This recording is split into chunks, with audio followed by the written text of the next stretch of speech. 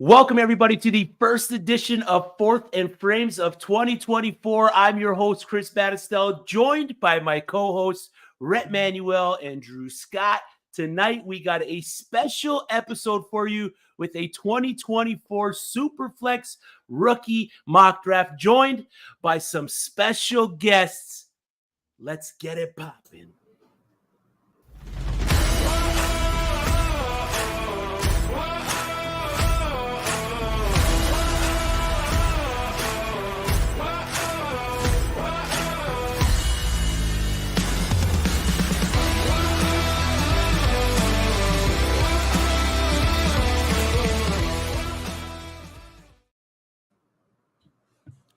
As Landon said yesterday, 2024, we are in you. And tonight, as I said, very special guests, three gentlemen from the FFRPG pod, Eric, Evan, and Mike, and Fantasy and Frames' very own Mike Haas.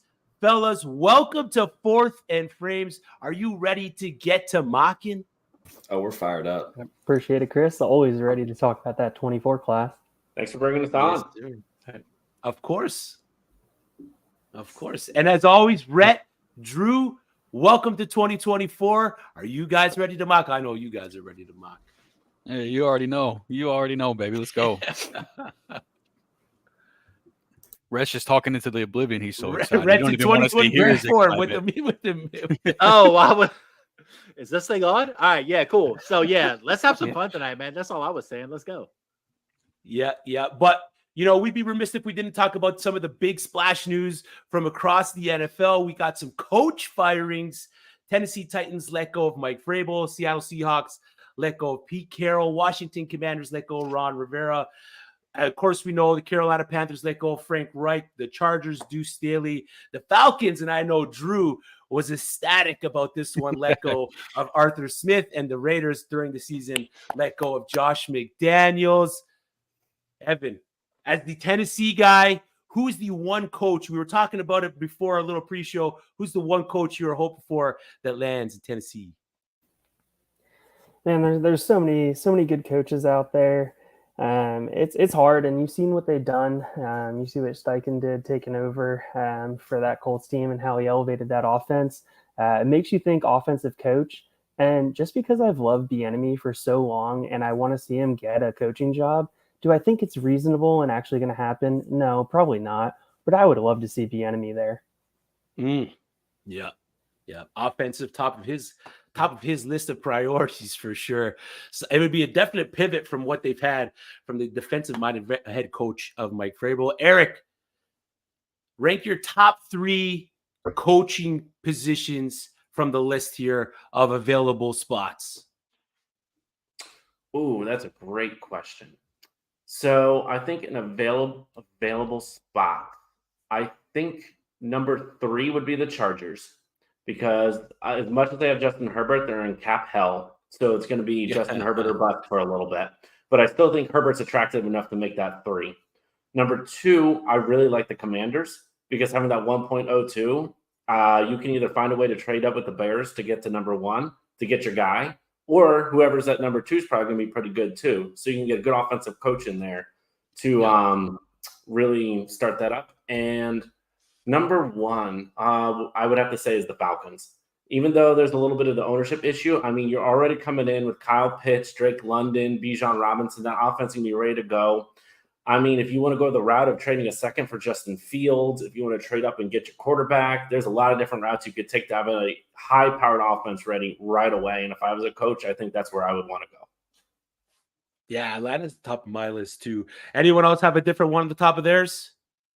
That's my exact order, 1 to 3. I think he nailed it. And another point for Washington, they also have the most cap space in the league this year too. So number 2 pick and the most cap space to work with, that's pretty attractive.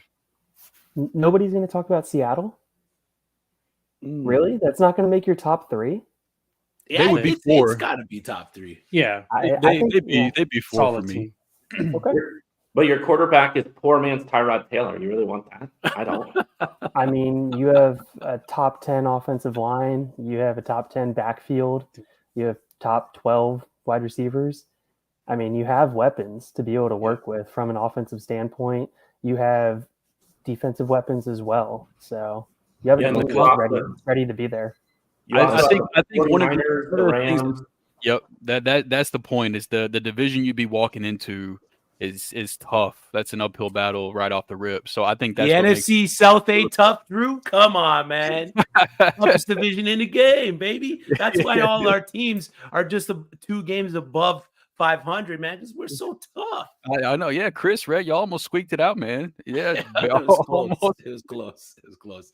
Mike Haas, we've seen Hello. 7 openings so far in the season. Who is your pick for next coach to drop? Oh my gosh. You leave the toughest question for the newbie on here, eh?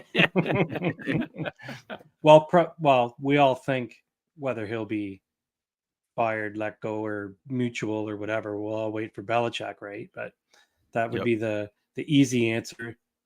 Probably on here. It'll be interesting to see, but they'll do a mutual parting of ways and do it nicely, is what I'm thinking. And then on the flip side of that, it's set up too well for Vrabel to go there. But if it's set up perfect as it is, that's highly likely that fit will happen seamlessly. But it'll be interesting to see how they do that in the media and do that in New England on how one goes and one comes. But I find that interesting today. The same scenario with Pete then and Seattle.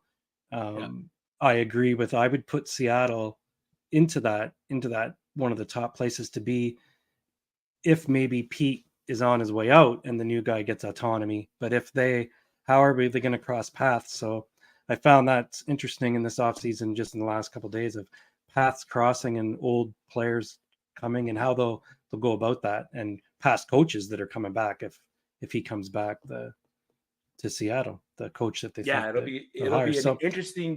it'll be an interesting couple landscape, weeks to see how a lot of this unfolds. Yeah. Is Right. there and Mike Cash, as the Pittsburgh guy on the show today, how long is Mike Tomlin gonna be coaching the Pittsburgh Steelers, man? It's inevitable that he's gonna be there forever, because he's just gonna continue being a 9-8 coach for the rest of 10-8 coach, 10-7 coach for the rest of his career. So he's going to stay there as long as he wants to. The way that the Rooney set up his contract is that it's a 1-year deal that just gets re-upped every year. They didn't re-up it yet, but they're going to do it probably in February. But until it gets signed, there's going to be all the rumors swirling. Then they're going to sign him for another year. Then we're going to continue to have a middle of the road season unless we finally get a difference maker at quarterback. But just can't wait to see another 9-8 or 10-7 season. Maybe we'll get lucky. Maybe we'll go 11-6 and then lose in the first round. Yeah, they could have been 12-5 if they started Mason Rudolph. Who knows? I know, but we just really needed to make sure Mitch Trubisky got his reps in. That was important for the team's development. Very, very important. Now, before we hop into the draft, we're going to go around the frames quickly. We'll start with Rhett, Drew. We'll go Mike Haas, Eric Evan, and then Mike Cash. Super Bowl matchup, and then pick your winner. Go ahead, Rhett. Man, Baltimore feels like the team to beat, so they're going to be my team I have to win it. And then I'm just going to go ahead. I'm going chalk. San Francisco just looks too good right now. So Baltimore, San Francisco, Baltimore wins it all. Drew? Yeah, I'm taking Baltimore as well, but there's no way in hell I'm picking San Francisco to go to the Super Bowl. So I'll say Baltimore, Dallas, but Baltimore's going to win it. Mike? Down to me. I won't be a home guy and have the Browns there. I do think the Browns will win game 1, so that's my extra comment there. From there, no promises. I'm going to go on a bit of a limb this year, a team on a roll, and I'm going to go with my second team, the Bills, just because the road they have. So Pittsburgh, I think, not that any game's a gimme, but I think maybe it is the Bills' year if they can get the right string of games along here. It's tough to say. And then I think probably the Niners on the other side. So Bills, Niners. The Steelers beat the Bills already this year. This isn't like a mystical thing that might happen. It's already happened. You know the Steelers is like the meme with the 3 dragons where the 2 of them are looking tough and the one of them looks crazy and cockeyed, and then, like that's the Steelers. We know this. Yeah. Well, and then as a Browns fan, I can go, against the enemy and then pick the Bills. That's fair. Go in the AFC. Yeah. Right. We'll Mike, see. I love the rivalry aspect of it. I appreciate it. That's the same reason I won't pick San Francisco, despite them looking as good as they are. So I can respect that. All right, Eric, Wasn't what do there you like got? a really good defensive lineman or something on the Steelers that played the first time? I think his name's like Derek Watt or something like that. Yeah, Some guy Derek Watt. Derek Watt, the full Great fullback. Don't worry, we got Nick Herbig. He's coming in. He'll roll in and 3 sacks. Nick Herbig. Book it now. I like it. What do you got, Eric? What's your call, man? I'm going to repeat what I did on our show last night. I'm like bold takes, and I'm going a little off the script. I think we're going to have a storybook run of Joe Flacco and the Browns in the Super Bowl versus Matt Stafford going for the Hall of Fame career. So we're going to have Browns with Stafford getting 2 Super Bowls and being a Hall of Famer. Wow. I dig it. Chris, you need to bring this guy on the show more often, man. He's You have no how. It is so exciting to hear the Cleveland Browns prognosticated to win. I mean, made my night. Just absolutely made my night. Joe Flacco, the prophecy, man. I'm ready. Great. It's hot. All right, Evan, what do you got, man? Yeah, I mean, I said it on our show, and I don't feel great about the Brownies, but there's just something in the air in Cleveland. They believe, you got to believe in them. So, yeah, I had the Browns on the AFC side, and then I also had the Niners because I thought the Niners were the better team last year. They should have probably beaten the Eagles and taken that spot. If the injury quarterback wouldn't have happened, it probably would have happened. And being a diehard Eagles fan, it's pretty hard to admit that, but it just feels like the Niners' year. But the Browns really have to get that kicking and punting game figured out to really have a shot. Yeah, they do. All right, Mike, what do you got, man? All right, so last night I did the funniest possible outcome, which would be the Browns versus the Bucks, and then Baker Mayfield wins it all over the Browns. The Browns.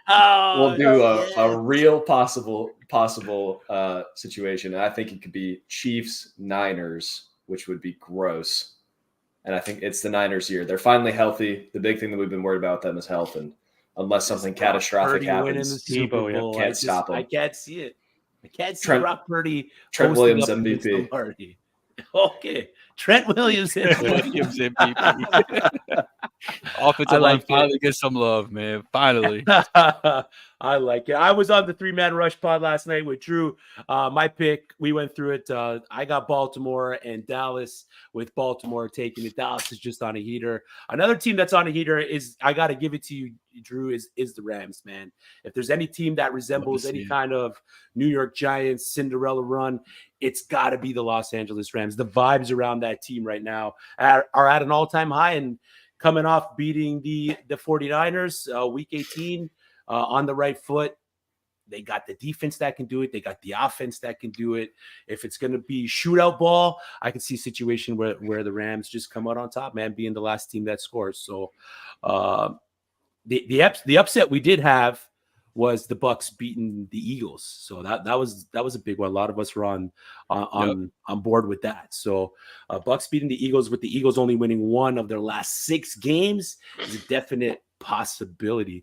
But let's get into why we're here. Let's get into why the viewers are here. Of course, January mock drafting 2024 Superflex mock draft, half point PPR. We're all in the room. We'll pull up the board.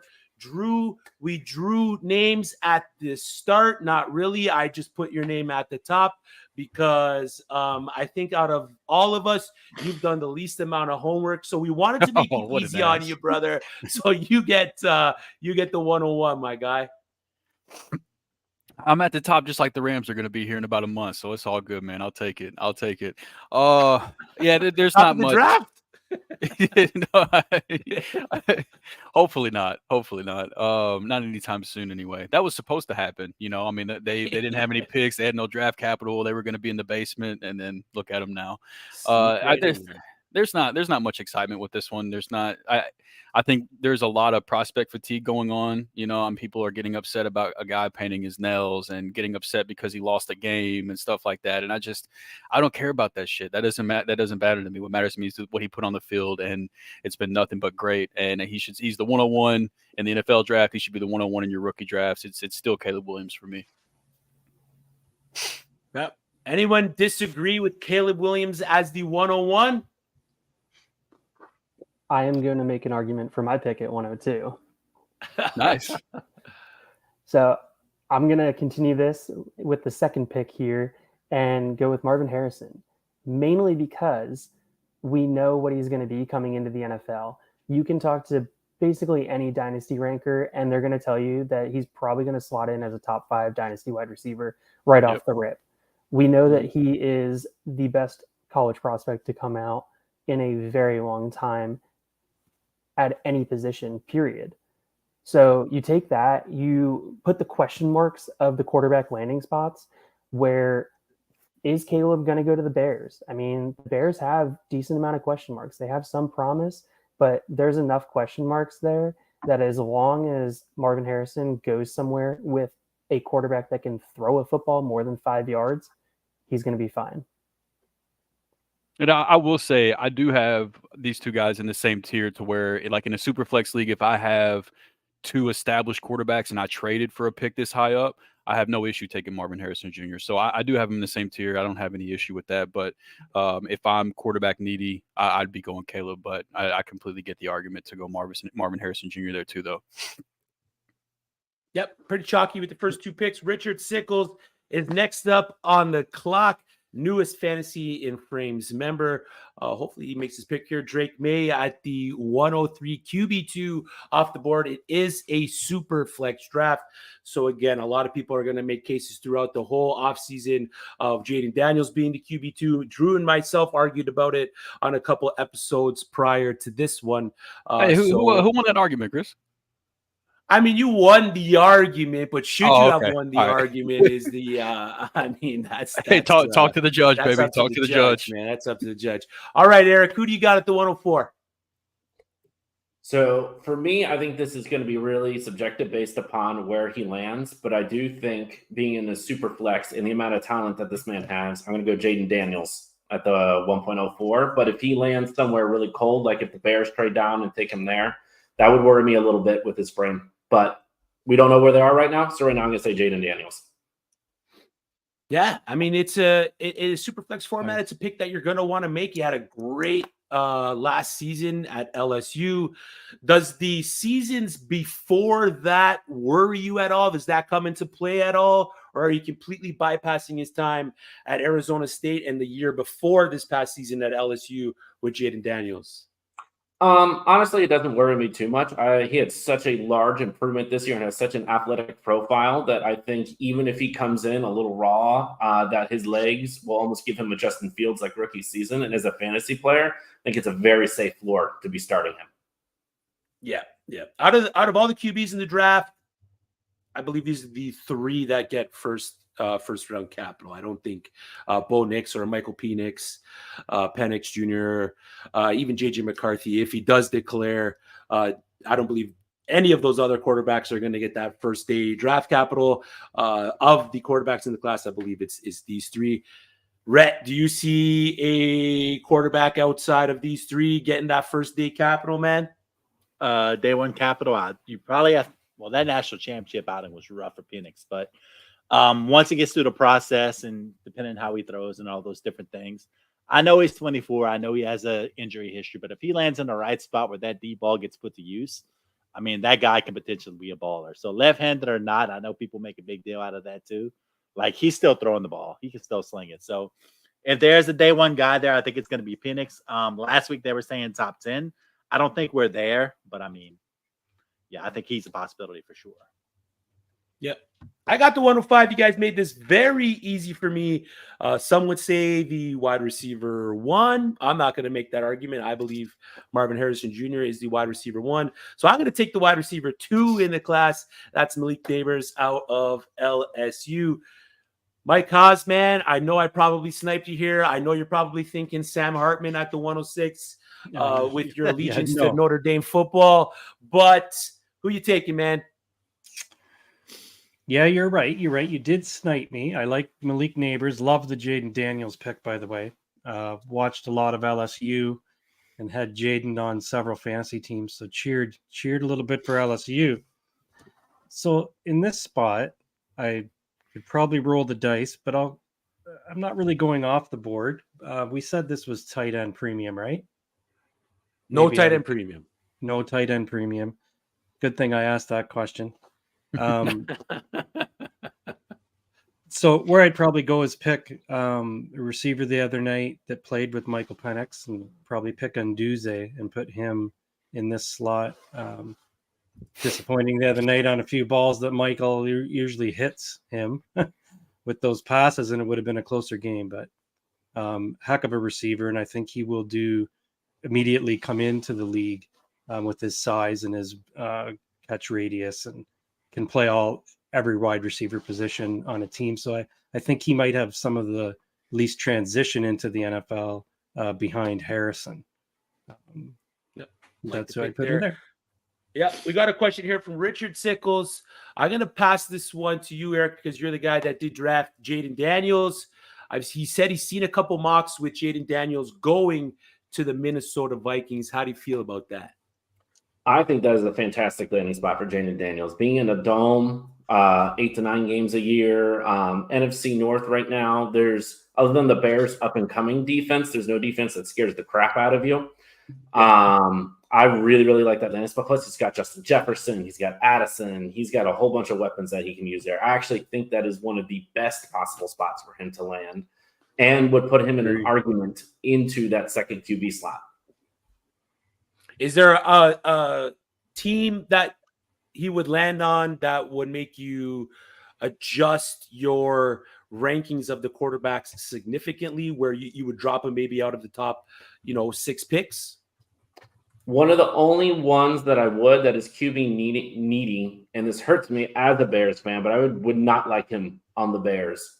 I also don't love Caleb Williams on the Bears, actually. I'm actually very much in favor of the Bears taking Drake May because of the big body type and playing cold so much up there. I actually think he fits what the Bears want to do a lot more. That would actually bump May up for me. But I think that is the only landing spot that would really scare me with Jaden, because we've just seen that with Justin Fields.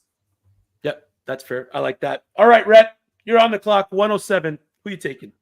I think y'all made it easy for me, and especially based off the mock draft stuff that I've seen as of yesterday. I saw this mock at PFF where Brock Bowers was projected to be drafted by the Cincinnati Bengals. And if we're looking at it this offseason, with T. Higgins likely out of the door, Tyler Boyd on his last legs, Joe Mixon being past his best, I think we saw that this year. If Brock Bowers were to land in the Cincinnati Bengals, he immediately likely becomes the second option in that offense in terms of the passing game. And if that happens, if some sort of situation like that happens where he gets a Kyle Pitts-like landing spot from a couple years ago where he can immediately come in and be that first and second option in an offense, it's wheels up on Brock Bowers. And at the 107 tight end premium or not, half PPR, we saw what Sam Laporta did this year. We saw even Tucker Kraft, Luke Musgrave. A lot of tight ends came in. The position is changing. Dalton Kincaid. In past years, there was so much concern about whether a tight end can come in and immediately contribute. That's starting to be a little bit in the past now. So Brock Bowers at the 107, you have to do it at this point. Yeah. I saw Christian Williams from from Football Guys had a mock to the Kansas City Chiefs. And if the NFL lets the Kansas City Chiefs get Brock Bowers, I'm going to be so upset, man. It's just not going to be fair. I heard Chargers. Chargers would be a great spot. Yeah, Chargers would be a great spot for him to land. I just want to see a player like that not land in a situation where he's not going to be utilized for the talents that he possesses. All right, Mike Cash, 108.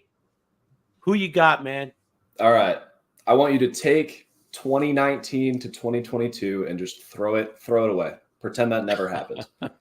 I went through Tankathon for the NFL right now. There are 10 quarterback needy teams in the top 16.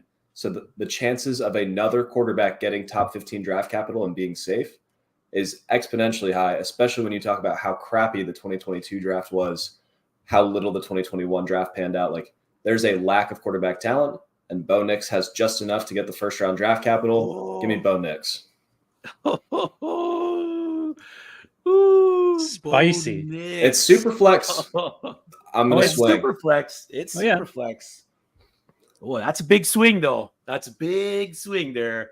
I like that you premised it with saying completely disregard his time at Auburn because he was absolute trash. Oh yeah, but he looks more refined from a mechanics perspective. He looks more refined in his reads. Maybe that's because he's a grown man playing with teenagers, but we'll try to forgive that. Speaking of Bo Nix at Auburn, this is probably one of my favorite jokes of all time. Back in the day, early 2010s, SEC had a little quarterback named Bo Wallace, which we call Dr. Bo for better or worse, because he could either cut your heart out or cut his own heart out one of those days. So Bo Wallace, then Bo Nix was the follow-up, but then I'm glad to see he got it worked out. So, 108 Bo Nix. That's spicy, Mike. I like it. Keep going. Yeah, we got a comment here. Jonathan James, first time I've seen a tight end going off the board before a running back in a rookie draft. Now, does that speak volumes for the rookie running backs in the class that are coming in? Evan, do you see any running backs if Travion Henderson does declare? Do you see any running backs getting day one capital or early day two capital? Day one capital, most definitely no. I don't see a single one of these running backs getting day one capital. And looking at it, day two capital is even hard inside of itself. There's you're grasping at straws at some of these running backs to try and hone in on one specific thing that they do incredibly well and trying to overlook things that they don't do all that well or warts that they have, which makes me say that I think there's only going to be one running back taken in the first 2 rounds of the NFL draft. Yeah, and who's your call? Is it Henderson? The call, if Henderson comes out, is Henderson. Yeah, I agree. I hope Henderson lands on the Houston Texans. I mean, we've seen CJ Stroud bang the drum for Tank Dell. Hopefully, he brings in his old teammate there into Houston. Then I'm going to be drafting all the Travion Henderson I can get. Again, we are drafting in January. We're drafting this based off vibes right now, so we might see some crazy things like Bo Nix at the 108. But that's fine. That's why we're here to talk these bad decisions out, right, Mike? I mean, if he goes first round, that's a steal. It's a steal there at the 108. I agree. Let's revisit this in April. Yeah, exactly. So 101, Caleb Williams, 102, Marvin Harrison, 103, Drake May, 104, Jaden Daniels, 105, Malik Neighbors, 106, Romo Dunze, 107, Brock Bowers, 108, Bo Nix, and we got Drew 3MR lined up at the 109. Yeah, the running back truthers do not have to wait any longer. We started talking about him a little bit here, and assuming he declares he is my running back one in this class, I think he would be. I agree. I don't think any running back gets taken in the first round of the NFL draft, but I do think if Travion Henderson ends up declaring he is a second round pick, and I know we kind of preach, day two running backs, but even more importantly, the second round and the third round, there is a large difference in hit rates. And so if Travion Henderson declares he ends up getting drafted in the second round, he would be an easy first round pick for me, even in Superflex. So for Travion Henderson, as a runner, he was really effective. And then on top of that, this last year, he had a career high 7.5% target share out of the backfield as well. So I still haven't gotten warm and fuzzy about his pass blocking abilities. I got to do a little bit more tape watch on that to see if he can really stick as a 3-down player. But I think he has as good of a chance as any running back to eventually grow into a 3-down back. And so if he ends up getting the draft capital, he has the profile at this point to where he would be my running back one. So I'll take him here at the back end of the first round. Yep, I like that there. Mike Haas with the 110. Who you rolling with, man? Oh, making it hard on here. Picking another pick. Interesting. A different team, so I have to get into the flow. That's different. This is not that first pick. My first team, different team. Well, I'll go. It's not a wild card pick, but I'll go back to somebody said earlier. I can't remember who said that on Michael Penix, but I would take the risk and the shot at putting in Michael Penix with the talent there. I know he's had the injuries, but when we're drafting this for fantasy, you want to take who at their optimum level of their game and what they can show. I thought the other night Michigan did a great job of using everyone to pressure him and not necessarily sack him immediately. And I think that would be the only negative on him.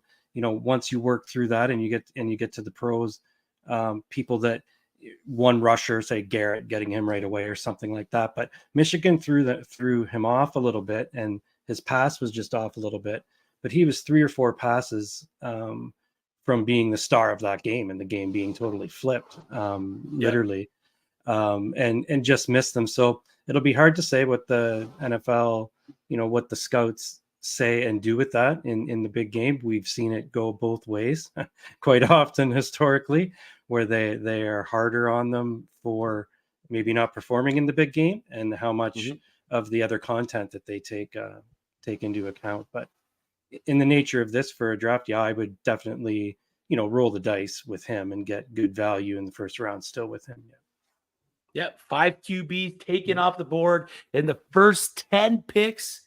Just as one running back going in the first 10 picks speaks volumes on the running back draft class, 5 QBs taken in the first 10 picks speaks volumes on the quarterback draft class. Rhett Manuel with the 111. Are you following the trend with another QB? I am not. As a matter of fact, I'm going a little hot take because I'm a little higher on this guy than most people are. I put a tweet out last week and I had him as my 108. So getting Brian Thomas at the 111, I mean, I love Brian Thomas. I love that late first round draft capital has now projected to be, which means he's going to fall onto a good team. And I've seen the Kansas City stuff, and we know they need a deep threat because MVS is not that guy. Sky Moore is not that guy. Kadarius Toney, not that guy. I don't know if you guys know that. So just a room full of guys that are not that just guy. A room full of not that guys in that place. So, if you get a guy like Brian Thomas who ends up in Kansas City, he ends up being a nice compliment for Rashee Rice. So, I mean, Brian Thomas at this point, late first round, had a great year. Great deep threat, great vertical speed, gets up the field, good contested ball guy. I mean, these are the types of guys that tend to translate well on the outside in the league. So at 111, I'll take that. Yep. Love that pick there with the 111 LSU wide receiver. 2 of them taken in the first round of this January rookie draft. Mike Cash finished off the first round with the 112. You started with Bo Nix at the 1-8. You got another spicy one for us here? Well, first of all, I'm spiraling because while I did a Jaden Daniels film study, which if you haven't seen it, check it out. And I literally in there, I go, Brian Thomas rocks. I need to watch more of him because every time you're watching Daniels play, like he is just putting Thomas in these amazing situations and Thomas is balling out. Mm-hmm. So I'm going to take a sharp left turn and go to, we'll call it a little stack. I'm just going to say this is one big team. So does Bo Nix make Troy Franklin good, or does Troy Franklin make Bo Nix good? So I'll just take Troy Franklin, and I feel good about that. He's currently number 27 on the PFF good board, and that's big board, and that's among all players. So he's a good football player. Big, fast. I think they clocked him in at 23 miles per hour in game. So the guy's got the speed needed to make the big plays that anyone wants as a fantasy manager. Troy Franklin there. Who was moaning about that pick? Is that you, Drew? Was, man, because I'm up next, and that was my pick. I love Troy Franklin, man. He's a stud. There's only I saw a note earlier that there's only been 3 first-round receivers to accomplish at least 24 points per game and 3 yards per pass attempt at 20 years old, which Troy Franklin did do, and that was Amari Cooper, Drake London, and Justin Blackmon.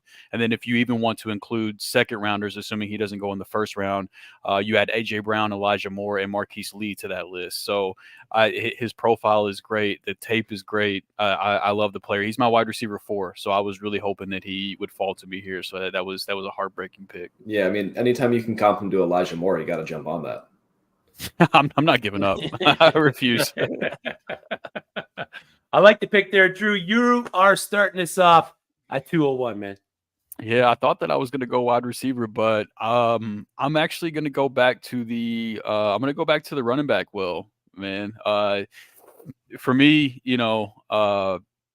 as soon as this guy declared, I got really excited, and I know that he's dealing with injuries, and I don't care if he's dealing with injuries. He's my running back too. With the way that medicine has advanced now in terms of him recovering, I fully believe that he will be, assuming it depends on where he gets drafted, what the running back room looks like. But if there's questions in the running back room in the NFL, I think he has a good shot at being the most talented running back in a lot of running back rooms in the league. And eventually talent will rise to the top.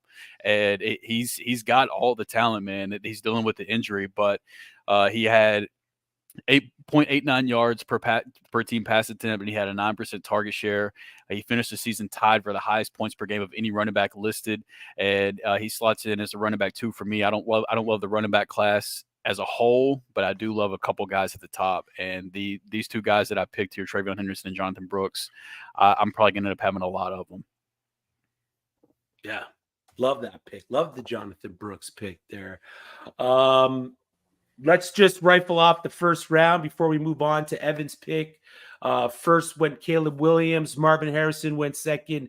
Drake May followed by Jaden Daniels. After that, 2 wide receivers in Malik Neighbors and Romo Dunze. Tight end 1, Brock Bowers picked at the 107, followed by Bo Nix. Travion Henderson, Michael Penix Jr., Brian Thomas Jr., and Troy Franklin to round out the first round. Drew started off the second round picking the RB2 off the board, Texas running back Jonathan Brooks, and Evan's going to hit us off with the 202. Yeah, really love the Jonathan Brooks pick. The only thing that I do have concern of with Brooks for fantasy gamers is if he does come back a little slow from the knee injury, I do think there'll be a little bit of a buy window there for a potential pick up a little bit later. But I'm going to go with the physical freak. I'm going to go with Keon Coleman. Really loved him when he was at Michigan State as well with Jaden Reed there. Crazy enough, that offense had 2 really good wide receivers, and the team was still bad. Michigan State, what are you going to do? Seeing him also be able to return punts, I think adds versatility. And then you also get to the combine where, being a physical freak, he should absolutely smash the combine. So maybe that ends up getting baked into some of his draft value that fantasy gamers are going to put on him, expecting him to smash the combine. So it could be a little bit of a letdown. But I think combine's going to continue to push him up the board. And likely, I think he's going to end up being a back-end first-round pick. Yeah, man, I love the Keon pick. And I'm actually going to riff a little bit because one of my many hustles, I do some high school football coverage on the side. And I actually covered Keon Coleman in high school. I'm going to tell you a story where he's playing at the small 1A school, and they're playing another super small school. Never seen this in my life. Will never see it again. I once saw a football coach be willing to play 9 on 11. Keon comes across motion in the spread offense. They roll not 1, but 2 guys over to the same side of the field. So they're willing to triple team Keon Coleman just to take him away. And just for record, it didn't work. Kid's a baller. Kid's an absolute baller. The wide receiver 6 taken in this draft. So some pretty good value there at the 202. We have Richard Sickles picking at the 203. He started the draft off with Drake May. Let's see who he follows it up with here. Still some good. Emeka Egbuka, solid wide receiver. We still don't know if Emeka Egbuka, Marvin Harrison Jr., Travion Henderson, all these OSU guys, whether or not they're going to declare for the NFL draft. But if they do, Emeka Egbuka is a baller. And it's kind of like that whole wide receiver room there for OSU. He was playing, 5th fiddle last year, 2nd fiddle to Marvin Harrison Jr. this year. So great pick. Another player that if he ends up in a landing spot that could be beneficial for him. I'm hoping Buffalo for Emeka. That's a guy who could be instant fantasy producer. We got Eric at the 204. Are you going Rocky Lombardi or where are you looking? No, I am so excited my guy is here. I thought somebody might swoop in and take him. But can I interest you all in my current QB4, and depending where he can land, maybe even bump it up to 3, JJ McCarthy. Oh, I like Absolutely that. love my boy. This year had a 73% completion percentage with 2,851 yards. He had 22 touchdowns to 4 interceptions, and 3 of those interceptions came in a Bowling Green game that didn't really matter when Jim Harbaugh was suspended and everything was weird in the beginning of the year. Take that out, that's 22-1. He My man threw went 3 interceptions against 27-1. Bowling Green? 3 against Bowling Green when the whole Jim Harbaugh Off my stuff draft board. came out. Off the I'm board. excusing it. Y'all can say whatever you want. I'm excusing it. But he's 6'3", 202, has not even turned 21 years old yet. So my man's going to keep on growing, getting bigger and stronger. If you put him with a good offensive coach, and he put up all these numbers in a run-first offense, I'm so excited to see what he does on the next level. He's a former 5-star recruit out of high school. I am all in on the J.J. McCarthy train. And also, you have to love a quarterback who is just irrationally confident in most things in life. So those guys. I mean, I'm all in. Let's have some fun with JJ McCarthy and let's see what happens where he goes in the draft. So excited. Yep, great pick there, especially Superflex format. Can't go wrong getting him as the QB6. So don't hate it. Don't know if I love the pick, considering that Michigan didn't really ask him to do too much in important situations. Kind of has me worried just a little bit. But Superflex, like you said there, with everything that he did do in Michigan, it's a great pick, man. I Thank think you. 205. I think if you saw him Go on ahead. a team like Washington that asked him to do more, you would have seen Yeah. him put up bigger You would have numbers. seen him ball out. Sure. Yeah, I agree with that. That play where he had the rush for what was the third and 8, and it was 22-yard rush when he was in his own zone.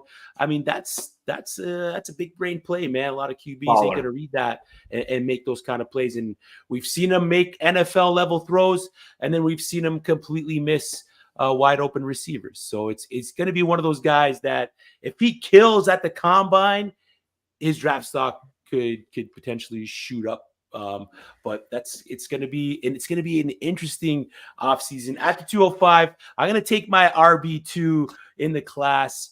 For me, a guy that I have hoarded in all my Devi and C2C teams since his freshman year, and that is Braylon Allen, running back out of Wisconsin, an absolute killer. Does struggle a little bit in pass pro, but the guy's 21 years old, 20 years old. I think he just Did turned it. 17 or something, right? Like he's Yeah, so he stupid young. did it at the college level. He put up great numbers as a 17-year-old. The guy squats houses for a living, man. So I think you're in our group chat. We're all texting on the side right now, and I just texted, I can't believe no one's taken Braylon Allen, and then he goes next pick. Whoever is texting Chris on the side, we're not friends anymore. I appreciate it. He was my next running back up too, so I love the big man. In a running back class that doesn't have that, what we deem generational guy, in my eyes, it is full of running backs that the NFL is going to love. So as fantasy producers, we might not get the Brees Hall or, a Christian McCaffrey out of it. We might not get, that guy that's going to put up 20 fantasy points per game. But we're going to see guys that are going to see snaps because it's just chock full of running backs that NFL teams are going to fall in love with. And if you have a dynasty team, start collecting those second and third round picks because you're going to find a lot of good value. As you can see already through, what are we through 17 picks here? There's some guys that in the second round that could potentially be first round picks. I got a question for you before you move on. Yep. On Braylon Allen. So I'm curious your thoughts on his receiving profile because I know it grew a little bit this year, and I know he's still extremely young. I mean, the reason that I have Trevion Henderson and Jonathan Brooks ahead of him is because I think that they have shown a little bit more pass catching chops than Braylon Allen. But as you mentioned, he played as a 17-year-old his first year. You know, I mean, he's essentially a year younger than everybody else he's playing against, is still dominating on the run game. Do you think that he can continue to grow as a pass catcher, or do you think he'll be more of a 2-down runner that can be like, I know he can catch dump offs and he can make that happen, but do you think he can develop a route tree and turn into a 3-down running back?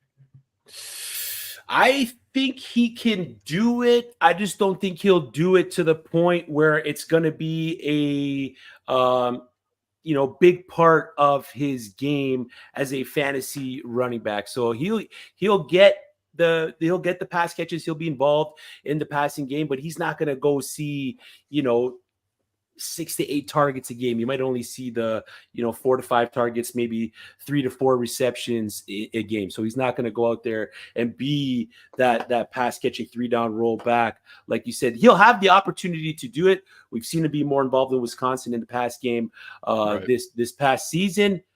But I think he can do it. I just don't think it's going to be a big part of his game. Sure. So he's my RB2. I got him. I got Travion. I got Braylon.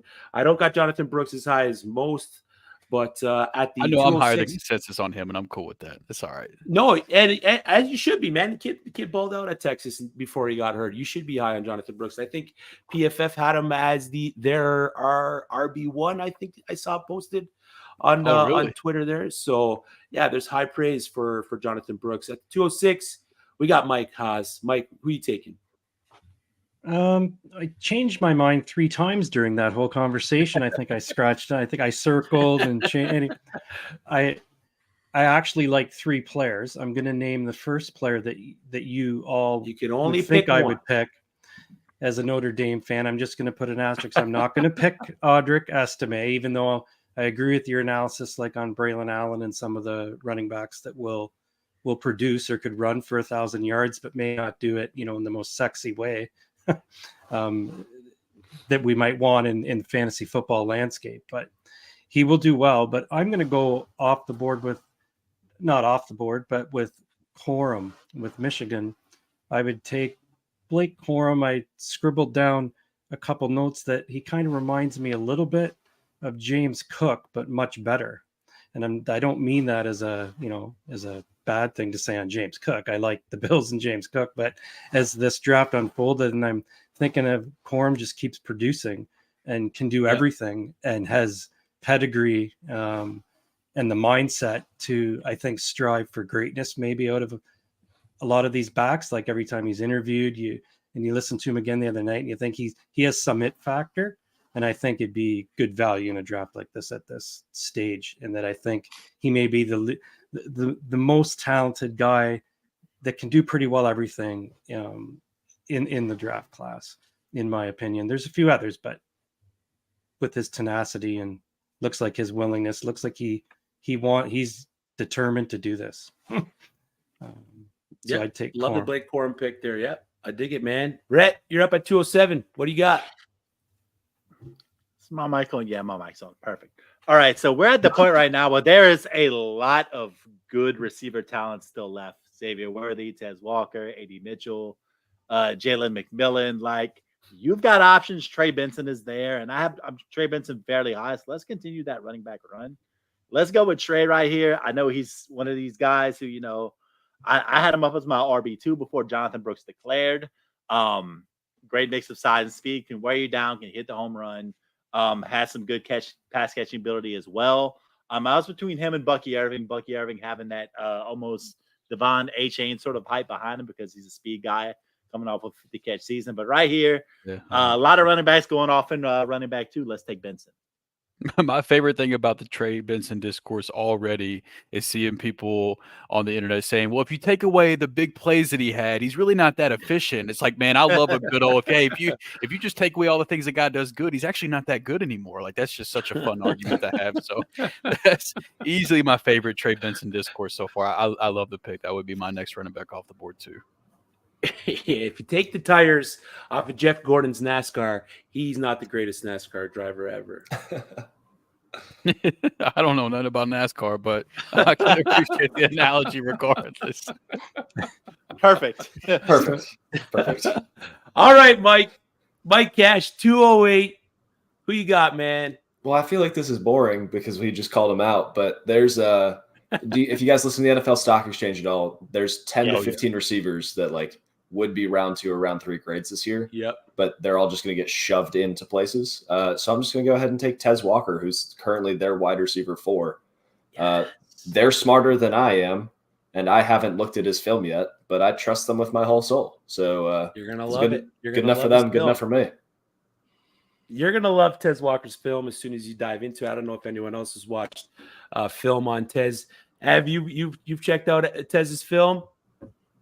Yeah, I'm with you. I'm a big fan. I was rooting for him the entire season to be able to get to play. When the NCAA came down with telling him that he was ineligible, but I was so happy to be able to see him there with Drake May.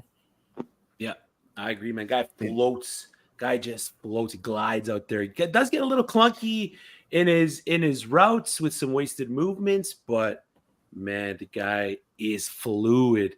I love me some Tez Walker. Kind of upset that he was picked there. I was going to pick him with the Braylon Allen pick, but I wanted Braylon Allen there. So second round, looking pretty good. 201, Jonathan Brooks. 202, Keon Coleman.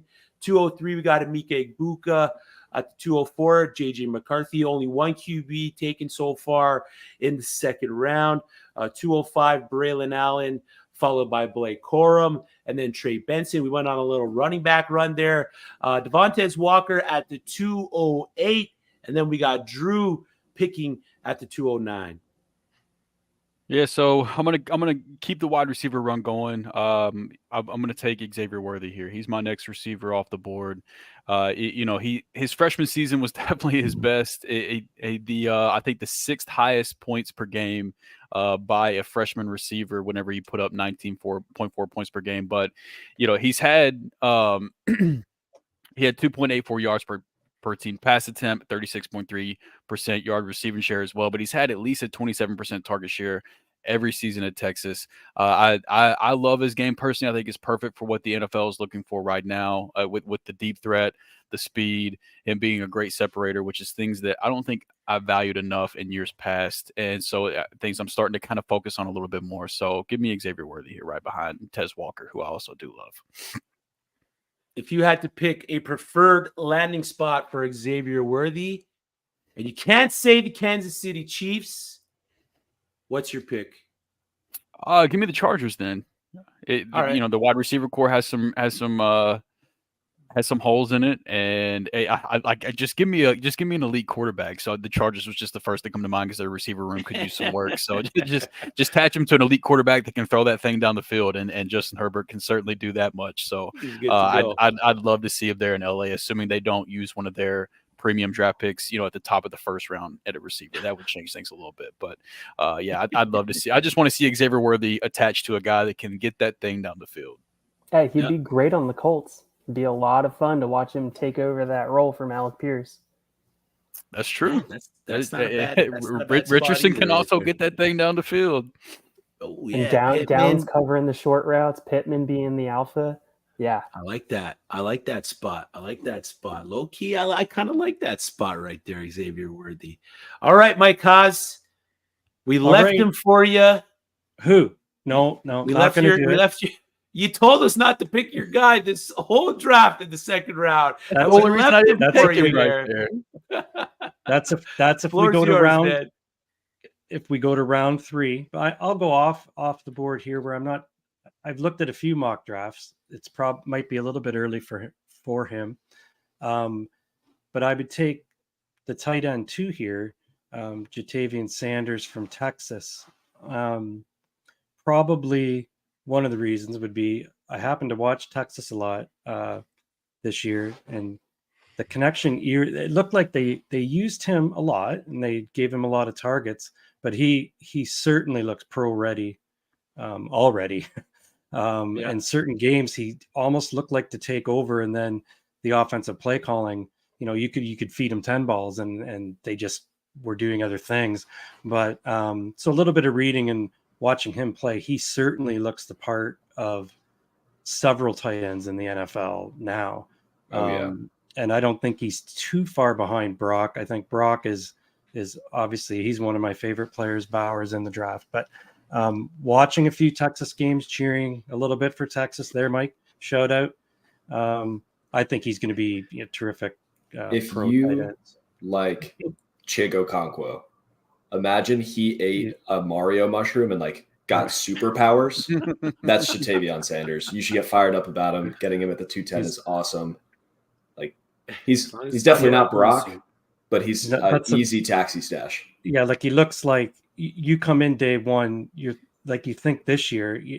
We think of Sam Laporta. We think of the different tight ends that obviously great pedigree, great players. But when you watch those Texas games, it looked like he was playing pro ball, pro routes already, and just feed him. They just feed him more. But so it'll be interesting to see how well he does out of the gate. Yeah, love it. Yeah. All right, second tight end taken off the board. We're going to limit this to 2 rounds. We're going to finish the last 2 picks and then go over some of the picks that were made. Rhett, you got pick 211, and then Mike Cash finishes it off with the 212. Who are you sniping from him here at this spot?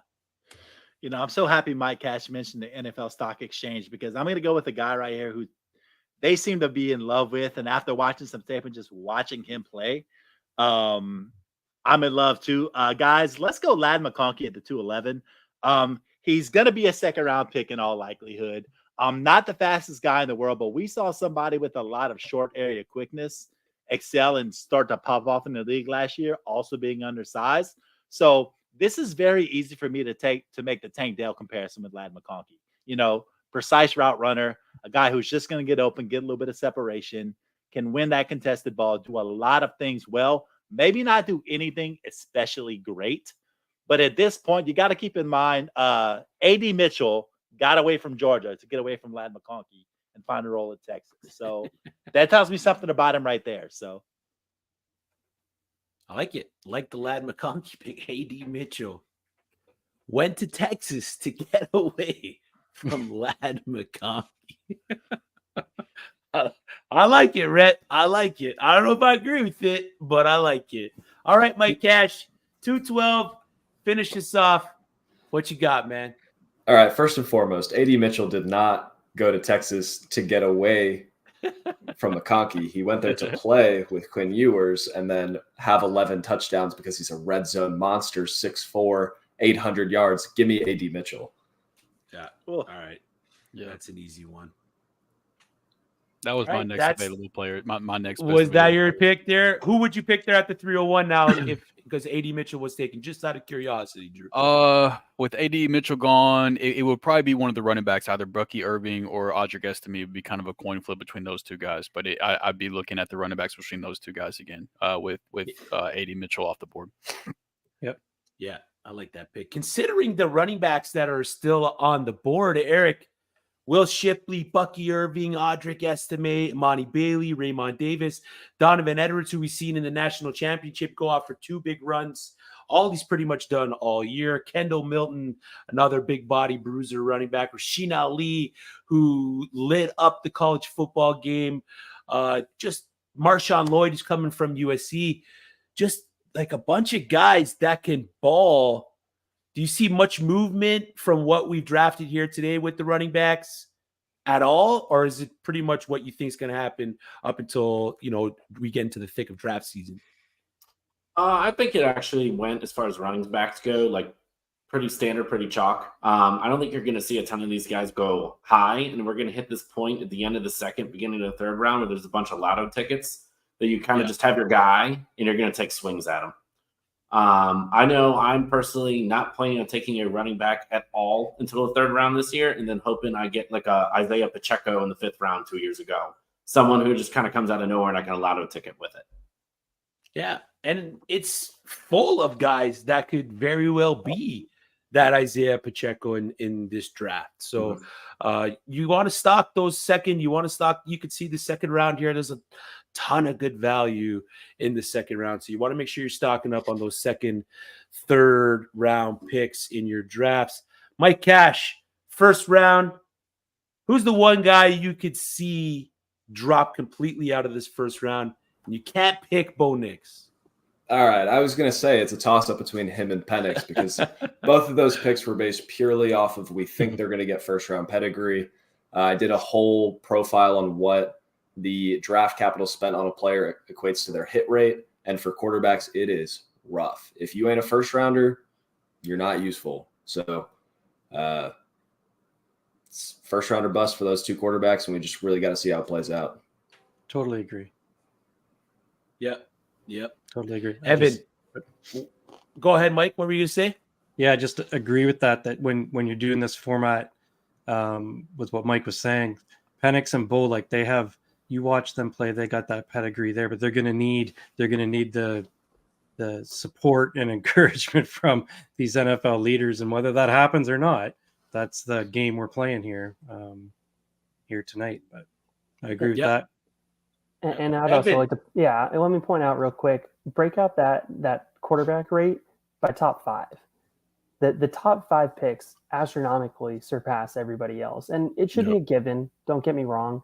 But I guess what I'm trying to get at here is those quarterbacks that go in that 15 to end of the first round, they're still first round quarterbacks, but take it with a massive grain of salt comparatively. Yep. I agree completely. That's how I feel about this quarterback class. I'm pretty much on board with the top 3 quarterbacks, and then after that, unless a guy goes surprisingly high, I'm probably not going to own a ton of Penix or Bo Nix or McCarthy. I just don't see myself. I'd rather take shots at running back and receiver than quarterbacks that I don't, just what I've seen on film at this point, I don't think that they're going to be huge difference makers at the next level. So that just my personal opinion. I think it's a 3-guy class at the quarterback position. I think the rest of the guys are mostly just depth. Yep. Agreed. Evan, one guy in the second round that you could see as we get closer to draft season make his way into that first round. Let's see. I'm going to say Keon Coleman. Honestly, I know it's my pick, but I want to say Keon Coleman. I would also say X-Worthy. Xavier Worthy could also get in there, just based off of speed alone. Size, speed combo for Keon Coleman, speed, and the way that he can play into an NFL offense. I think so many times we as fantasy gamers put on that fantasy hat and think about what can this player do for me in a fantasy aspect, whereas these NFL teams obviously are looking for their franchise. What does somebody that takes off the top off of a defense do for them?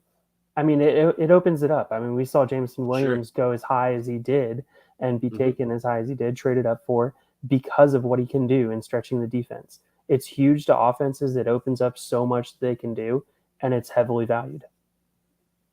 Yep. I like that pick. Evan, favorite pick of the draft that wasn't made by you? Oh, favorite pick. I mean, I loved Mike's Troy Franklin. I've been saying I've been a huge Troy Franklin fan for a very long time. Yeah, I'm still tilting off that one. So, Troy Franklin, in my opinion, is the pick. Honestly, I would have probably been looking at him at 109. Yep. I liked it. I love the Troy Franklin pick. All right, Eric, we know you had a hard out. So just one quick question before you got to get out of here. Is there anyone, I saw you raise your hand when the Caleb Williams pick was made at the 101. Is there anyone else, possibly, I guess, Marvin Harrison Jr., that you would make a case for in that spot? The only reason I raised my hand with Caleb Williams is if the Bears keep that pick and take Caleb Williams, I'm concerned about that because small quarterbacks don't tend to do as well in the Chicago cold. And that hard ground getting hit, that worries me a little bit. Not enough to really drop him way down. Of course, he's still the 1 or the 2.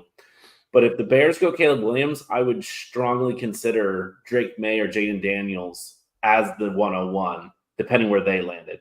If Caleb Williams goes to the Bears and Jaden Daniel goes to the Vikings, I think I might argue to take Jaden Daniels 101. I like it. It. Thank you. It's going to be a fun few months from now up until the actual NFL draft with the combine, all the private workouts, these S2 test scores, which we've obviously seen doesn't really mean much because I CJ Stroud, how he feels about those test scores. Yeah, exactly. CJ Stroud just completely balling out. Mike Haas, your first ever live show. How you feeling, big guy? How was your first ever rookie mock draft, man? Well, fun for one, and a credit to all you guys. Like, you're pros, all of you. Like, great work, great job. You can tell you got your research in. So I'll have, as I said, I'll be the newbie where I've watched football all my life and played this fantasy thing for a long time, but definitely see a few pointers that you guys could lend along the way. And that your stuff. So, but totally enjoyable, and glad to be here. Well, we appreciate you coming on, man. Drew, favorite pick of the draft? Favorite pick Outside of the first draft. round. Outside the first round. So favorite Outside of the second first round. Okay. So let's see. I can't pick my own, right? I think it would probably be. I honestly, I think it's your Braylon Allen pick. That was the one that kind of stuck out to me whenever it was made. He was the next running back up for me too. I think that he's, I didn't want to say this is the moment whenever he made the pick because 2 out of the 3 running backs that were taken, I took them. But I think that Henderson, Brooks, and Braylon Allen are the 3 running backs that are the best bet to be taken before day 2 is wrapped up. And those are the running backs I typically want to target. And it's with Braylon Allen being as young as he is and having the production he has, I can see NFL teams falling in love with him. It would not shock me at all to see him go in the second round. And at that point, he's going to go up even higher for me. So I think that's probably that would probably be my favorite pick in the second. Yeah, it was a great pick, man. I don't know whoever picked him. Great pick there. Rhett. Just to echo Richard, Mike, you did great, man. You did great, Mike. Yes, sir. You can give yourself a pat on the back, man. Well, a little bit stressful for the first. But Rhett calmed me down right away. He says, "Hey, breathe, Mike, breathe." Yeah. All right, Rhett. Thanks for coming out, man. We don't need to really hear from you. Oh, no problem, dude. I'll see lots of power. We're good. Rhett, if Marvin Harrison Jr. and Travion Henderson don't declare, how much of a hit does it take or how much of a hit does it give to the draft class as a whole? If Marvin Harrison and Travion Henderson don't declare. Yeah. Well, I think you're talking about the guy who was far and away seen as the generational talent in Marvin Harrison. So that right there makes a difference, although Malik Neighbors certainly softens that blow a little bit. And Travion Henderson, who is the RB1 in what is considered a pretty average running back class, I would say, yeah, you probably take a hit at that position where you probably don't see a running back until the second round. So for those running back needy teams who are in a dynasty draft, if Travion doesn't declare and you're desperate, you might be value shopping in the second and third round for sure. Yep. I mean, the wide receiver class might not suffer as much. It's definitely going to take a hit considering the prospect that Marvin Harrison Jr. is. The running back class takes a big hit if Travion Henderson doesn't declare. We have a dynasty question here from the roll. And Mike Haas, as the new guy, we'll give it to you. What's Waddle's value in dynasty? Oh, love Jalen Waddle. So you'd have to pick a player that great football player. Worry a little bit about his injuries that keep kind of cropping up, but injuries are a part of it, with all the players in the league. But tied to Tua a little bit. We'll wait and see here what happens in the playoffs. I think with Tua, I also am a Tua fan, but his injuries and what they're going to overcome. I think they started out of the gate really well, McDaniels and them. Now this is crunch time for them. So it'll depend, I think, Waddle's dynasty based upon is Tua there and everything cohesive, or is there change that may or may not happen? I just feel it's a big playoff for that team and a big playoff for Tua. But Jalen Waddle, definitely the talent, the skill set. There's dynasty value. He's young too. What is Jalen? 23, maybe years old. 25. Or I thought he might have been a bit younger Still than young. that. But Still young. Yeah, but I think he holds good value. Yep. Yeah, he's 25. He won't turn 26 until November of next year. So he's a bit older than I thought. But go ahead, Eric. I thought this might be relevant. Evan and I actually made a trade 5 days ago involving Waddle, Let's where hear it. I Oh, here we go. received Waddle in the 1.12, and he got the 2.03 and the 1.04. And I felt pretty good about that. Is it Superflex? Superflex. Okay, so felt if pretty good about that. we put a name to it, it Malik would like Neighbors. Jade. I would say Jaden Yeah. Daniels or Malik Neighbors plus a second for Jaden Waddle. And then what was whoever the you're other grabbing one? at And the one, it's still the 112. 112. Yeah. 112. Yep. I think it's a good trade. Eric It's knows fair that across the board. I'm not as high on Waddle as Eric is. Eric's higher on I'm Waddle. lower. I'm lower than consensus like- on Waddle too. Yeah. I'm high on Waddle. I think if they get, like, again, I like Tua, but if they get a cute quarterback a tier up from Tua, Waddle just go bonkers. Like if go to that next step in quarterback play, I think Waddle will get fed like you wouldn't believe. But Neighbors would be a nice bonus price. I think consensus is significantly lower on Pittman, and Mhm. I'll be hot takey and say give me Pittman over Waddle. I don't think that's that much of a hot take, honestly. I think he has the better chance to be the team's wide. Like Jalen Waddle's not going to leapfrog Tyreek Hill as the team's wide receiver one, and so it all really comes down to what you believe in Anthony Richardson. I think in terms of that being a hot take or not. Like Anthony Richardson fans, I don't think you're going to think it's a hot take, but guys out there that don't like Anthony Richardson, they're not going to like that take so much. But I'm an A-Rich guy. I'm a big fan. So I'm with you on that. I don't think that's a hot take, but I'm sure there's plenty out there that disagree, that don't like Richardson as much. Yep, I'm right there with you, Drew. I like it. Cash, where would you feel comfortable taking Jalen Waddle in a startup? What range of wide receiver? He is firmly in the third tier of wide receivers for me. So you got the big four, talking CeeDee Lamb, Chase, Jefferson, and Amon-Ra St. Brown. He's in there. Then you got the next four. You're talking about your A.J. Browns, other names that evade me. And then you're going one more tier down. Tyreek Hill, who's an elite producer now. You're talking about your Nico Collins or your Tank Dell, whichever one you have higher. Talking about some elite level guys. I think he's firmly in there where there's a path to fantasy football greatness in a couple of years, but he's just going to be capped for a couple of seasons. Yep, I like that take. Rhett, how is DJ Moore looking for the role long run in Dynasty? First off, DJ Moore finally became the guy we all thought DJ Moore could be this year. I mean, what a season he had. I mean, playing with Justin Fields, who, whatever you think about him, I mean, he was looking for DJ Moore early and often. And as a result, what we saw was a phenomenal season. Now, his dynasty value, I'd say, is good regardless, but that also depends on what happens in the draft, because there are those sneaky commander rumors about Terry McLaurin maybe being involved so the Commanders can move up to 1 and then him moving to Chicago. Don't know how much truth there is to that, but if there's some extra competition in there and they add another big-time receiver to that team, whether it's Marvin, whether it's Terry McLaurin, doesn't really matter.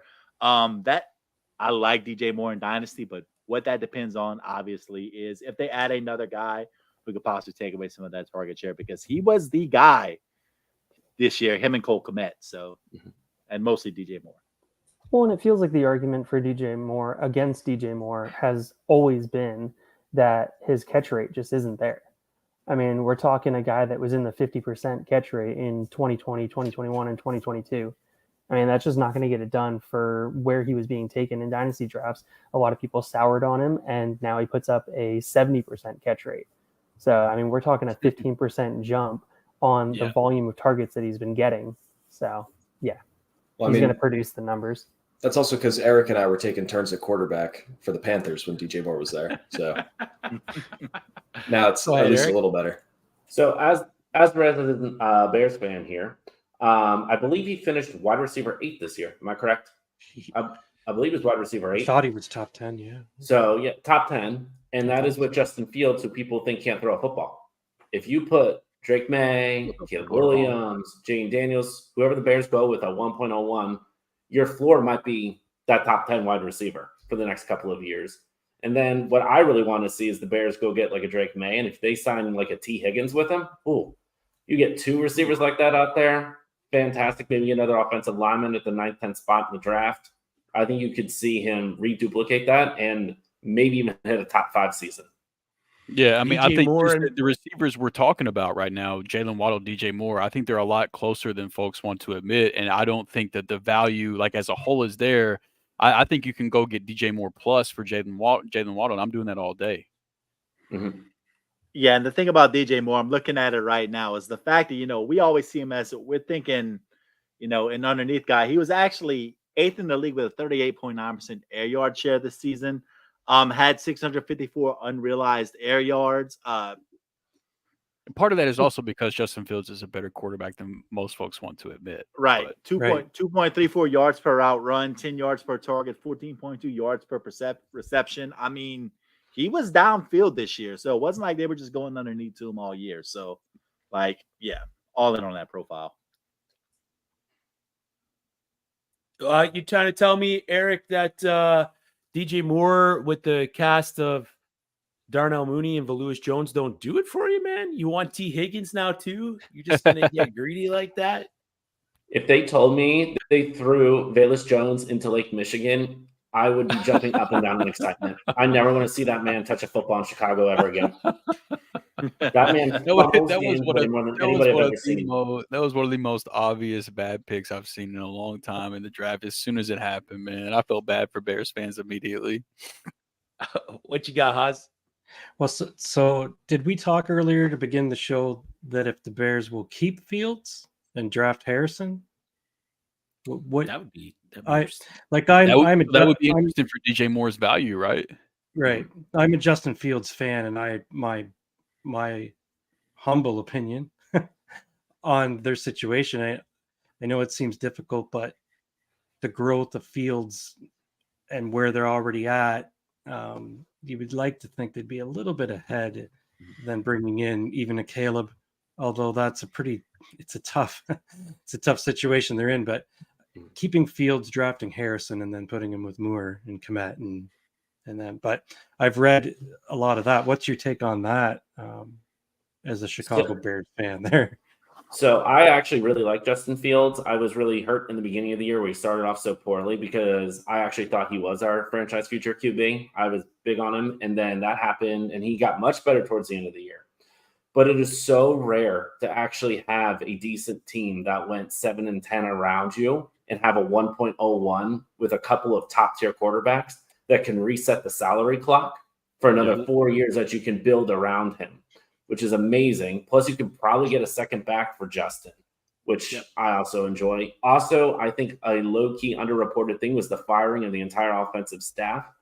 Mm-hmm. I think if you're keeping Fields, you do not go with 3 offensive schemes in 4 years. I think that's a big signal that they're going to be looking at taking a quarterback with that top pick, because that would be a big ask for in Justin's 4th year to learn an entirely new offense. Right. So I think that's a big signal to that too. Yeah, and that's, I mean, as far as building an NFL roster, like the biggest cheat code is having a quarterback on a rookie contract, because it just it gives you so much financial freedom to build around him. And so if you have the 101 and you truly believe that somebody sitting at the 101, whether it's Caleb Williams, whoever is that guy, like I don't care what you can get for Justin Fields in terms of trade value. You can't put enough emphasis on how incredible it is to have a quarterback on a rookie contract that you think can make a difference. So, yeah, I'm a Justin Fields fan, but I would be pretty surprised not to see them go that route personally. The Bears are trying to do what the 49ers were attempting to do with Trey Lance. Yeah, and yeah, pretty much. Hopefully it turns out better. But I think they're trying to do that same thing, putting a top-tier quarterback that's going to be on a rookie deal for 4 to 5 years and just stack the team around him for a 5-year window. You got to do it. Trade I made in a dynasty league. So just for future reference, he did say he swapped the picks up. So he got Garrett Wilson, Saquon, and a 4th, and he gave up David Montgomery, Tank Dell, and a 25 first. So Chris, you've been sending the questions to us all night. How do you feel about that dynasty trade? Garrett Wilson, Saquon, and a 25 4th for Monty, Tank Dell, and a 25 first. When I first saw this pop up on the screen, I was like, geez, this guy got Wilson, Saquon, and a 1st right. for Monty Dell and a 4th. Even the other way around, I mean, as good as Tank Dell was this past season, as good as David Montgomery can be for the Detroit Lions. I mean, Garrett Wilson is a quarterback away. Not saying that Aaron Rodgers is gonna be the quarterback for the New York Jets or for Garrett Wilson's ultimate fantasy production down the road, but I don't hate it. You're getting a premier running back in Saquon Barkley. I hold Saquon Barkley in higher regard than David Montgomery there. Tank Dell, Garrett Wilson. I mean, give me Garrett Wilson.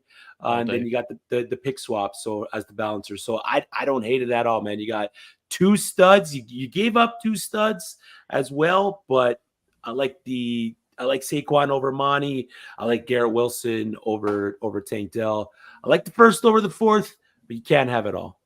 That'd be like my one Christmas wish for this year is just please give Garrett Wilson some competent quarterback play, because what he's been able to do his first 2 years with the shithole of a quarterback situation he's had to deal with has just been phenomenal. And everything is set up with the lack of talent in the wide receiver room, because Aaron Rodgers continues to just like, hey, bring all these guys with me that aren't actually good receivers and bring them with me wherever I go. Garrett Wilson is so damn talented, and he has nobody there with him to compete for targets. I don't know if they go get a receiver in the draft, but Garrett Wilson's one of my favorite buys in Dynasty right now. Yeah.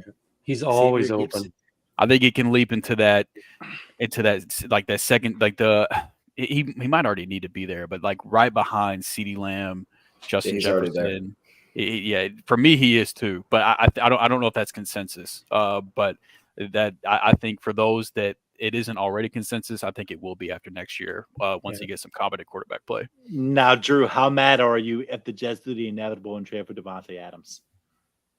I'm not that mad. I mean, he'll be 31 next year. Like it'll dampen some of what Garrett Wilson can do next year, but I still think that he's so damn talented, and talent is going to win out. And if Aaron Rodgers can stay healthy for the full year next year, there's going to be enough to go around that I think that they can both shine. And Aaron Rodgers has plenty of years in the past of supporting multiple top receivers for fantasy. So it would definitely be. It wouldn't be as good if it's Garrett Wilson by himself, but it wouldn't sour me too much. How about Rodgers stays healthy for like 8 plays this year? That'd be great. 8 plays. That would be an upgrade. As long as it's 8 plays with passes to Garrett Wilson, I won't hate it, man. Oh, I drafted him 2 leagues, set up first play. Oh my god. Yeah, and I'm gonna go out on a limb here, and I don't know how many people have actually looked and started thinking about 25 yet, but I'm gonna go out on a limb and say the 25 first is probably being overrated right now. Okay. I haven't looked too much in 2025 draft class outside of there's a couple of running backs I like, but outside of that, I haven't looked into it too much. So that's interesting. Quarterback class isn't that sexy as of right now. Not really.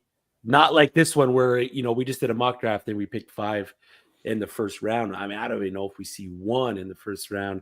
There's a QB out of Penn State, Drew Allard, that might garner that attention, but other than he's got to that, work on his deep ball. As a Penn State fan here, he's got to work on his deep ball.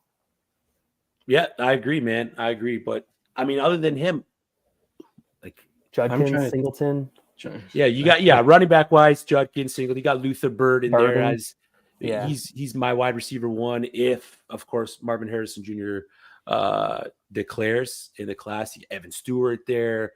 It's got some very good positional players. Maybe not as deep as this class, but you don't want that 2025 first to be a top end pick. If it's a top end pick, then maybe you lean a little more towards the other side of the trade. But I'm going to take Wilson and Barkley and all day over the other two. Yep, I agree. So now hearing that, I like the Penix and Knicks picks in this draft. Oh, because of the 25 class, yeah. I've looked at like we've seen that, Chris, when we're doing our research on C2C in those leagues, but really I'm trying to call to mind quarterback that'll stick out and come in that draft and take off. I mean, Ewers is probably the best one, and he just went. Ewers, back to school, yeah, so that's now true. He's going to be coming back out. Quinn Ewers, Shadur Sanders, Cade Klubnik was Clemson. Everybody was excited for him. He's not looked up to the par. Behind the bed. Yeah. Drew Lohr hasn't looked the part. I mean, everybody said at Penn State that Drew Lohr was going to come in and be the Josh Allen for him. Next Josh Allen was what I was told. Yeah, I know. Trust me. I was very excited for Penn State to finally have a good quarterback.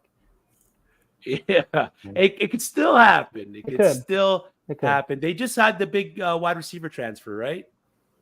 I mean, Fleming. Is that what you're talking about? Fleming, yeah, from Ohio State. Yeah, from a 5-star. Yeah. I mean, he's the wide receiver 1 on Penn State, isn't he? We'll see. Lambert. Yeah, we'll see. And you got Barry and Brown, another high profile wide receiver there from Kentucky. Damn straight we do. Out. Yeah, so really? It's I don't see it being as deep. It's got some top end, wide receivers and running backs that can make a good splash. Quarterback wise, it's gonna be, we're gonna have to wait and see what happens with next season. But fellas, I mean, I can talk with you guys for another 2 hours. I can draft another 4 rounds. We could have had another round done by now, man. Yeah. You made it so easy. I appreciate you guys coming on the show. Mike, I appreciate you picking this one to be your Fantasy in Frames debut. Evan, Eric, Mike as well from the FFRPG pod. One thing we do on the show at the end when we have guests is we give them the floor to promote everything they got going on, whether it's inside of fantasy football, outside of fantasy football, something that you're working on the side, a little passion project that you may want to promote. The frame is yours. We'll let you guys go around, let the people know where they can find you, give them your ads, give them what you're working on. Go ahead, man. Yeah, so Mike hates me on our pod because I am technologically inept. So social media and technology, that is just not my friend at all. I'm basically an 80-year-old man stuck in a 28-year-old man's body. So there's not really any ads, but I am on Sleeper, Discord, anything of that nature. We have our Discord for the RPG Discord, and we try and get it rolling a little bit. We're working on getting it up and going. YouTube for us. You can come see us every Tuesday at 8:30 Eastern. Yep. Eric, you got anything you're working on? Work. That's about it. I'm kind of like Evan. Heck yeah. Not on the socials and stuff like that a ton. I just have fun doing this podcast with these boys. Love these guys. Awesome team to do it. Miss Core tonight. He's not feeling well. Wish he could have been here too. If you want to find me on the Insta, I am ECWatts92. Come say hi. That's about all I got. Other than that, I go to work out, play guitar, and go to bed. Heck yeah. Sounds And then like good life. I'm frozen here, but you can still hear me. So hello, everybody. You can find me on Twitter at FFMikeCash. You can find my writing over at Last Word on Sports. Dropping a Jaden Daniels prospect preview tomorrow. Written content, did a video one already, so you can find that on our YouTube page. That is Fantasy Football RPG. Just look for the dragons and the elves and the, druids and nonsense, and you'll find us. But otherwise, I think that covers everything. Thanks so much for having us on. Chris, we love you. Rhett, yeah, thank you, man. This is awesome. Great to meet you guys. But you guys got a great group, and tell Preston we say what's up next time you see him. Will do. Mike Haas, floor's yours, man. Yeah, no, I'm right here learning. I said I'm going to learn a lot. Do a few different things here and just take my time and learn, do some writing and some of the IDP. I'm also in a few IDP leagues and enjoy those and have just get that and just learn. But I think it's great. You guys are a great group of guys to learn from, it appears. Yeah, it appears so. We got a college fantasy football podcast that we're working on. Myself and Mike Haas, the 1 Foot Down podcast. So that's in the works. Look out for that. Make sure that you play college fantasy football. It takes your fantasy experience to the next level. Of course, Rhett, Drew, any last words? Just happy to be here. Just living the dream, baby. Just living the dream. Who's got it better than us, baby? No, Let's go blue. buddy. got it. I You got love it. Congrats to the Michigan Wolverines. For Drew Scott, for Rhett Manuel, I'm Chris Battistel. Toodles.